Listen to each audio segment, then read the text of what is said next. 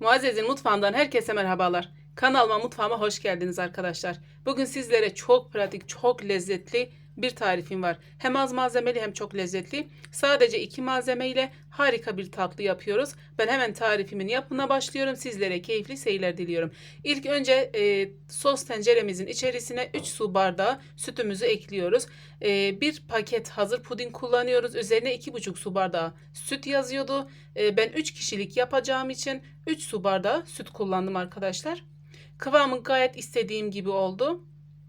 Siz kişi sayısı olarak daha fazlaysanız 2 paket hazır puding kullanıp ona göre sütünü ekleyebilirsiniz. Güzelce harcını boşalttıktan sonra tenceremize biraz karıştırıyoruz ve ocağımızın üzerine alıp ara ara karıştırarak altı kısık bir şekilde kaynayana kadar, kıvam alana kadar pişiriyoruz. Bir yandan da bir paket petibör bisküvimizi rondomuzun içerisinde gezdiriyoruz. Dilerseniz bu işlemi elle de yapabilirsiniz. Tamamıyla un haline getirmiyorum. Birazdan göreceksiniz ama siz dilerseniz tamamıyla un kıvamına getirebilirsiniz. Ben bu şekilde biraz taneli bıraktım ki dişe gelsin. Bu şekilde gayet güzel oluyor. Gördüğünüz gibi bazıları un ufak oldu, bazıları da bu şekilde biraz iri bıraktım. Dediğim gibi siz tamamıyla un haline getirebilirsiniz.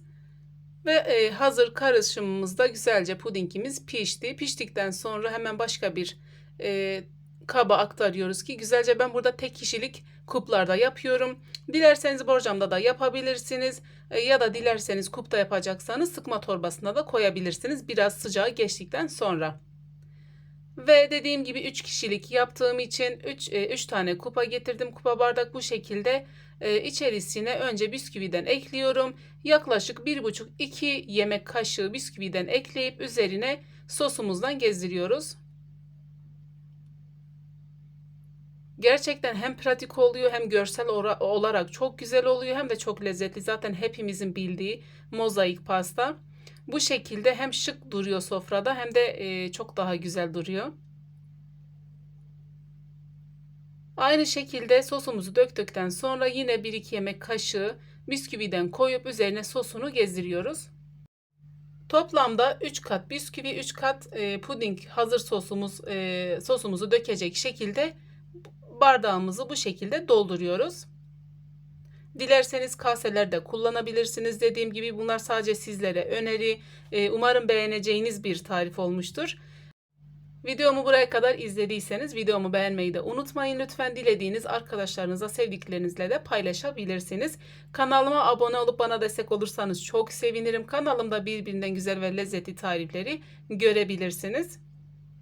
Tarif hakkında da yorum ve düşüncelerinizi yorumlar kısmına bekliyorum arkadaşlar. Dediğim gibi 3 kat hazırladıktan sonra dediğim gibi sadece 2 malzemeyle ve üstündeki süslemeyi bile ben bisküviyle yaptım. Tabi dilerseniz siz ceviz, fındık, fıstık dilediğiniz malzemeyle süsleyebilirsiniz. Ben bu şekilde dediğim gibi az malzemeli, pratik, çok da lezzetli bir tarif sizlere sundum. Umarım sizler de beğenirsiniz. Ve son hali, şekli en az 2 saat buzdolabında beklettikten sonra afiyetle tüketebilirsiniz. Bildirim zilini de açmayı unutmayın arkadaşlar. Bildirim zilini açarsanız bundan sonra gelecek tariflerden ilk siz haberdar olursunuz. Umarım beğendiğiniz bir tarif olmuştur. Umarım dener çok daha lezzetlisini yaparsınız. Başka bir tarifte, başka bir lezzette görüşmek dileğiyle. Kendinize çok iyi bakın. Allah'a emanet olun.